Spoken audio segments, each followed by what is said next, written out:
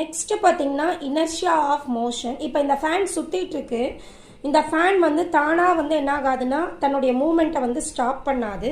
So அதுக்கு என்ன தேவைன்னா எக்ஸ்டர்னலாக ஒரு ஃபோர்ஸ் வந்து ஆக்ட் ஆகி இருக்கணும், இல்லை அப்படின்னா கரண்ட் ஆஃப் ஆகிருக்கணும்.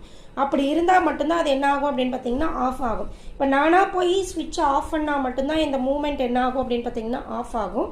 இல்லை அப்படின்னா சடனாக கரண்ட் வந்து கட் ஆகணும்.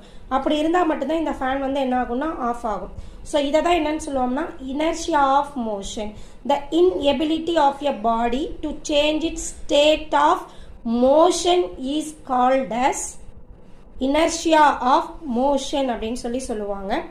ஸோ இது வந்து ஒரு பெஸ்ட் ப்ராக்டிக்கல் எக்ஸாமாக நமக்கு இருக்கும். இப்போ நான் ஃபேனை ஆஃப் பண்ணுறேன், ஆட்டோமேட்டிக்காக ஸ்விட்சை ஆஃப் பண்ண உடனே எனக்கு என்ன ஆகும்னா ஃபேன் வந்து சுற்றுறது வந்து அப்படியே படிப்படியாக நமக்கு என்ன ஆகும், குறைஞ்சி சடனாக நமக்கு என்ன ஆயிடும்னா ஸ்டாப் ஆகிடும்.